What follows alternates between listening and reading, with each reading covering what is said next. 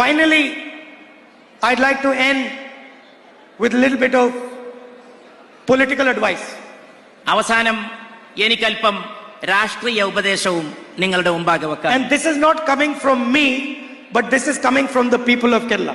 ഇത് എന്റെ ഉള്ളിൽ നിന്ന് വരുന്നതല്ല, കേരളത്തിലെ ജനങ്ങളുടെ മനസ്സിൽ നിന്ന് വരുന്നതാണ്.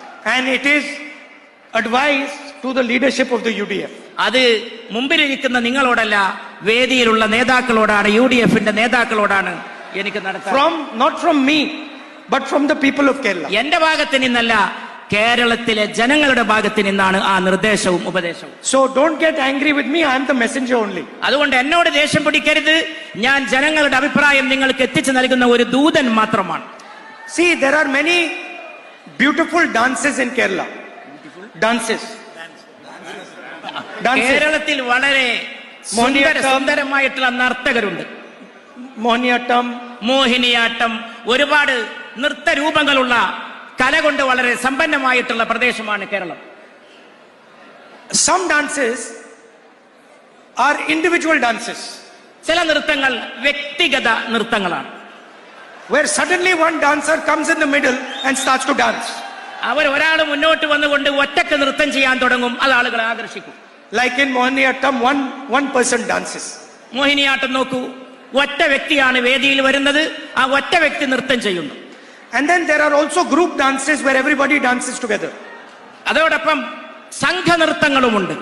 ആ സംഘനൃത്തങ്ങളിൽ ഒരുപാട് പേർ ഒന്നിച്ചു ചേർന്ന് നൃത്തം വെക്കുന്നതാണ് നാം കാണാറുള്ളത്. Now, when a group dance is taking place, suddenly if one person starts to dance, it looks ridiculous. അങ്ങനെ ഒരു സംഘനൃത്തം നടക്കുമ്പോൾ ചിലപ്പോൾ എവിടെയെങ്കിലും ഒരാൾ വന്ന് ഒറ്റക്കൊരു നൃത്തം നടത്തി മറ്റുള്ളവരുടെ ആകർഷണം നേടാൻ ശ്രമിക്കാറുണ്ട്. So the advice from the people of Kerala to the UDF leaders is dance together. അതുകൊണ്ട് കേരളത്തിലെ UDF നേതാക്കളോട് എനിക്ക് നൽകാനുള്ള ഉപദേശം, കേരളത്തിലെ ജനങ്ങൾക്ക് വേണ്ടി നൽകാനുള്ള ഉപദേശം, ഒന്നിച്ചു ചേർന്ന് കൂട്ടമായി ഒരു സംഘനൃത്തമായി മാറൂ. And they are already saying if the UDF dances together harmoniously, we are going to make you the government of Kerala. They already saying it. ജനങ്ങൾ ഒരു കാര്യവും കൂടി അതിന്റെ കൂടെ ചേർത്ത് പറയുന്നുണ്ട്.